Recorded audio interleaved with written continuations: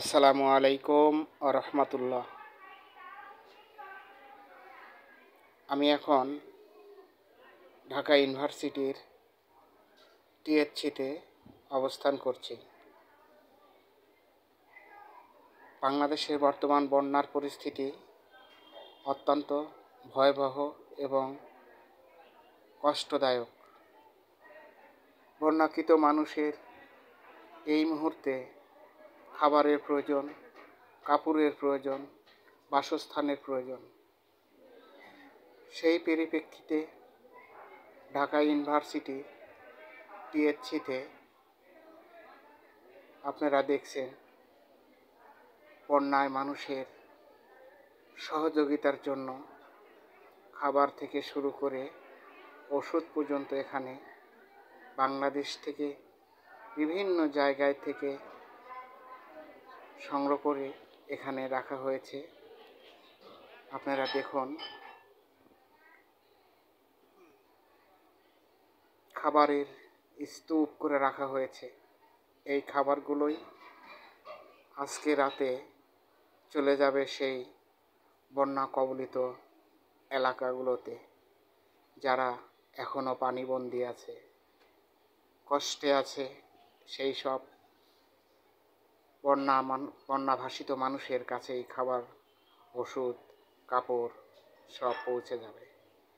এইখানে টিম প্রস্তুত করা হচ্ছে মেডিকেল স্টুডেন্টদের নিয়ে, যারা স্বাস্থ্যসেবা পরিষ্কার পরিচ্ছন্ন নিয়ে কাজ করবে, তাদের এখানে প্রস্তুত করা হচ্ছে। আপনারা দেখুন, খাবারের এটি শুকনো খাবারের রাখা আছে, প্যাকেট করা হয়েছে, প্যাকেটজাত করা হয়েছে। বিভিন্ন জায়গা থেকে, শুধু ঢাকা না, বাংলাদেশের বিভিন্ন জায়গা থেকে সংগ্রহ করা এই খাবার অর্থগুলোই চলে যাবে বন্যাকৃত মানুষের সাহায্যের জন্য।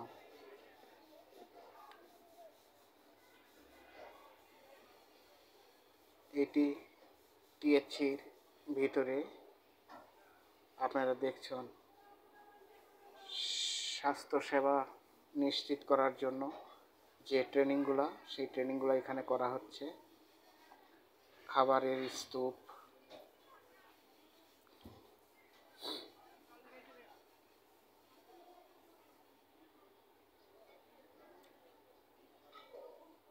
সম্পূর্ণ ছাত্রছাত্রীদের উদ্যোগে আজকে এই খাবারগুলো বাংলাদেশের বিভিন্ন প্রান্ত থেকে সংগ্রহ করা হয়েছে।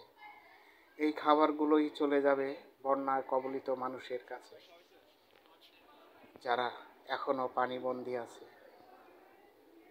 এটি সেই টিএসসির অডিটোরিয়াম। বিভিন্ন সামাজিক মানুষগুলো যারা সমাজকে নিয়ে কাজ করছে, তাদেরই আলোচনা হচ্ছে এখানে।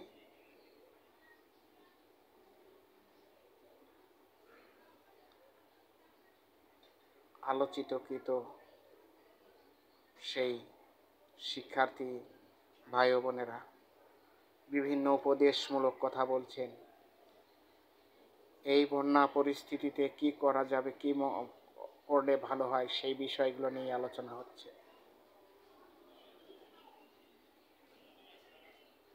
সবাই মনোযোগ সহকারে তাদের আলোচনাগুলো শুনছেন। এটি টিএসসির ভিতরে, টিএসসির অডিটোরিয়াম। অনেক বড় জায়গা, অনেক স্টুডেন্ট বসার মতো জায়গা এটি।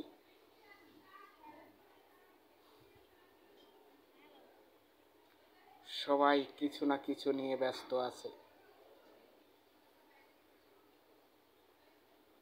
একটি প্রবাদ আছে, 10 মিলে করি কাজ, হারি জিতি নাহি লাজ। এইখানে 10 জন মিলে এই কাজগুলো করছে, যার কারণে কোনো লজ্জা নেই, কোনো হার নেই, বরঞ্চ গর্বের বিষয়।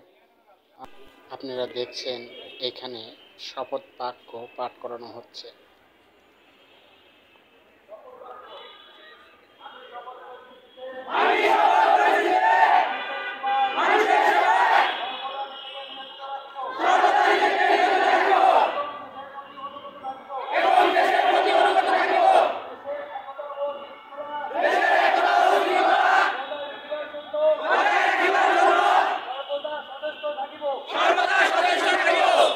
পরিচ্ছন্ন বাংলাদেশ গড়ে তুলতে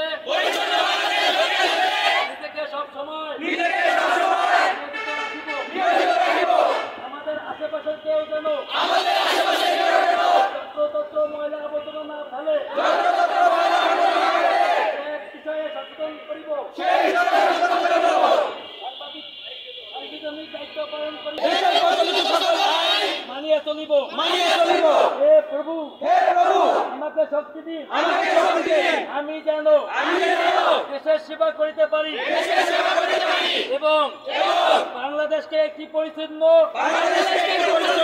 শক্তিশালী ও আদর্শ রাষ্ট্র হিসেবে গড়িয়া তুলিতে পারি। আমিন।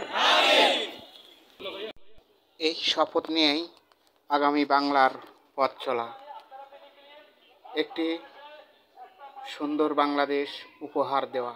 আসুন আমরা সবাই সহযোগিতার হাত বাড়িয়ে দিই।